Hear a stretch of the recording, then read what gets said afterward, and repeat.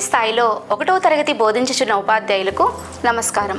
పిల్లలకు అంకెలు నేర్పించే క్రమంలో ముందు, వెనుక, మధ్య భావనను తేలికగా నేర్పించడానికి ఒక చక్కటి టీఎల్ఎంను మనం ఇప్పుడు తయారు చేసుకుందాం. ఈ టీఎల్ఎం తయారు చేయడానికి కావలసిన వస్తువులు: కార్డ్బోర్డు లేదా ఫోమ్ బోర్డు, చార్టు, అగ్గిపెట్టె, ఫెవికాలు, కత్తెర, కట్ మార్కర్లు. ఈ టీఎల్ఎంను ఎలా తయారు చేసుకోవాలో మనం ఇప్పుడు చూద్దాం. ముందుగా కార్డ్బోర్డు లేదా ఫోమ్ బోర్డును చూపించే విధంగా దీర్ఘచతురస్రాకారంగా కత్తిరించుకోవాలి. దానిపై ఫెవికాల్తో గట్టి చార్టును అతికించుకోవాలి. అగ్గిపెట్టె యొక్క లోపలి పెట్టె వెనుక భాగంలో చూపించిన విధంగా రెండు పక్కల ముందు వెనుక అంకెలను కనిపించే విధంగా రాసుకోవాలి. అగ్గిపెట్టె యొక్క పైభాగంలో కలర్ పేపర్ని చూపించిన విధంగా అతికించుకోవాలి.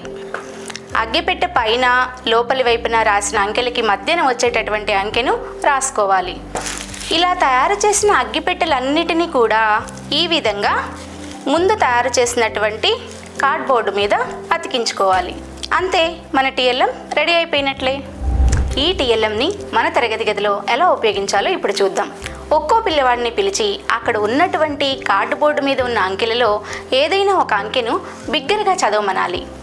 స్టిక్ ఆర్ స్కెచ్ సహాయంతో పిల్లవాడిచే అగ్గిపెట్టెని జరుపుతూ ఆ అంకెకి ముందు అలాగే వెనుక ఉన్నటువంటి అంకెలను చదవమని చెప్పాలి.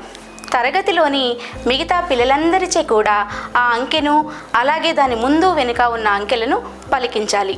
ఇలా పిల్లలందరితో కృత్యాన్ని కొనసాగించాలి. ముందు, వెనుక, మధ్య అంకెల భావనను నేర్పించడానికి టీఎల్ఎం చాలా ఉపయోగకరంగా ఉంటుంది. ధన్యవాదములు.